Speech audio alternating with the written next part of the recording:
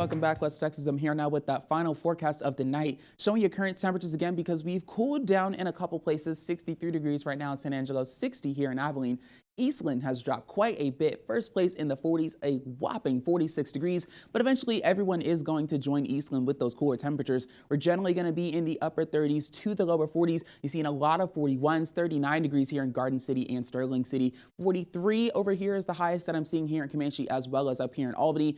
This is our first full night since the cold front came last night, so we're losing a lot of heat that we already didn't have too much of because of that cold front's passing. But getting over these next couple of days, we're going to see a few more days in the 70s, particularly Thursday and Friday. But after that, we'll have high pressure roll in that will allow us to heat up pretty significantly. You see a 10-degree jump here between Friday and Saturday, and we'll continue to see those high temperatures as we get to the beginning of next week. However, with all of that heat, of course, we are still going to see elevated to critical fire weather risk, and that's going to mean we've got those extreme droughts. You see here, over here, we've got that exceptional drought in parts of the big country, especially as you move closer west towards New Mexico. But even here in the Concho Valley, we used to stay in just that classic orange, that severe drought area, but it's been continually worsening, starting out in Tom Green County and expanding south into Schleicher and even further towards Brown County. We've got that extreme drought, so it's getting very tough out here. Hopefully we'll see some rain, but as of right now, not too much of it. The second factor we'll be seeing, of course, is going to be those gusty winds up to 40 miles per hour tomorrow,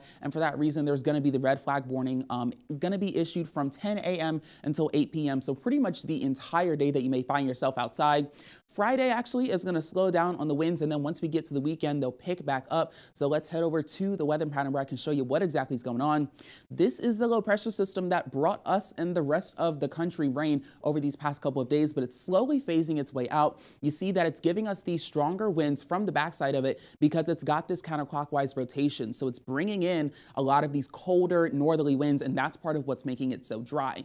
As we get into Friday, conditions are going to calm down a decent amount because we'll be in between these two systems. So this high pressure is going to be working its way in, and that's what's going to help us secure that great weather and clear skies as we get further into the weekend. So winds will be calm from that, but as we get into the weekend, that high pressure starts to move a little bit further east. We see some more of these stronger winds coming in from the south, and these winds are also going to be a little bit wetter as well. We got these drier winds coming in from the mountains and these wetter winds coming in from the south. And as we get towards Sunday night and Monday morning, they start to clash, and that's where we have the possibility of those rain chances. You see a little bit here getting into the southeast Concho Valley. So when they start to meet up, they'll meet up along this line called the dry line. And depending on where that dry line is going to lie, it's going to affect how much rain we'll see, whether we'll get a decent amount of showers or thunderstorms, or things decide to push their way further east. So that is something that I'm going to be monitoring as we continue over these next couple of days. But looking at your 7-day forecast, it's going to be beautiful. We've got these sunny skies to wrap up the work week. And even as we get into next week, we'll see some breezier conditions from that low pressure system, but temperatures are looking pretty hot